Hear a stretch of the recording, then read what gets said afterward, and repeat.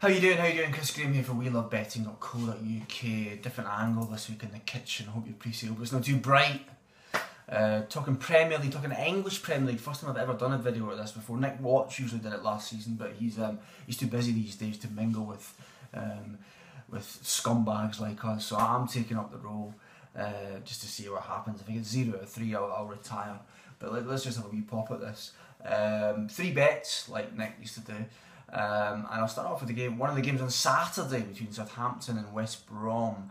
Southampton lost 2-1 at Liverpool on Sunday. West Brom drew 2-2 with Sunderland on Saturday. Probably both sides played a little better than we expected.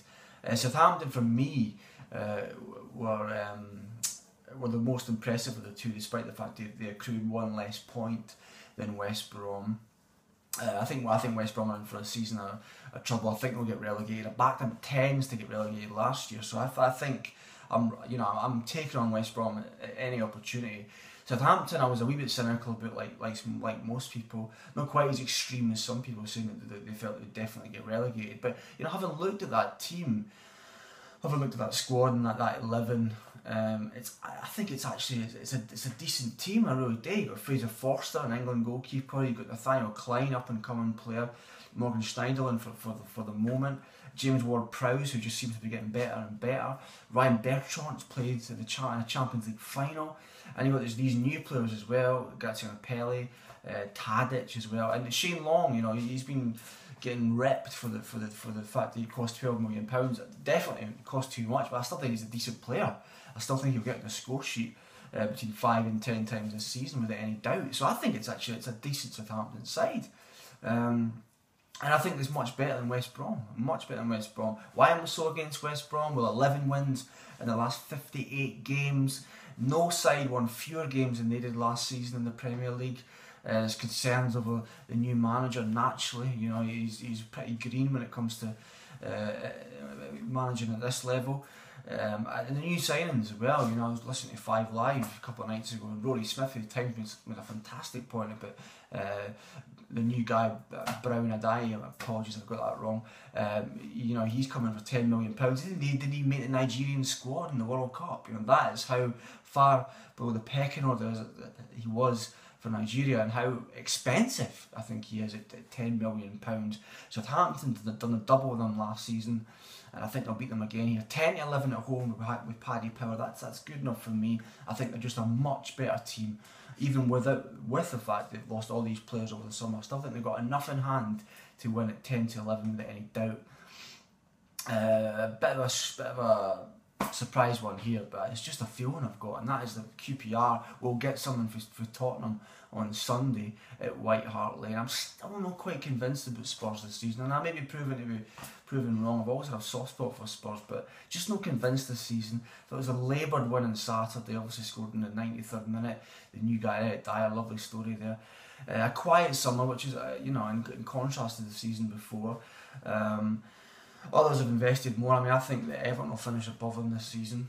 For example, Pochettino's come in, and again, I might be talking complete guff here, but it's just I'm still not quite convinced about Pochettino, even though he had a great season at Southampton last year. But was that par for the course with the team he had to finish that high up in the table in what's a pretty weak Premier League, to be honest? Perhaps. Obviously got relegated with Espanyol, didn't he, in Spain? So, you probably disagree with me, but just a wee bit of misgiving there about him.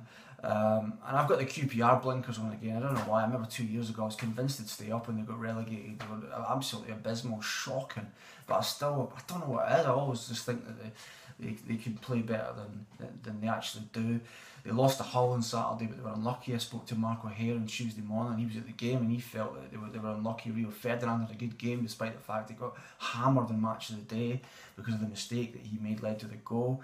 They drew with Spurs in 2012-13, the last time they were in the Premier League. They beat them the year before. There's the Harry Redknapp factor going back to his old club. The Glenn Hoddle factor, of course, going back to the club where he made his name. And this probably means nothing to you, but I recall 2 years ago when Spurs started the season pretty coldly. They drew with Norwich and West Brom early in that campaign. It cost them ultimately. You could say they were a bit off the pace last week as well. That late goal against West Ham, a team I think will really struggle this season.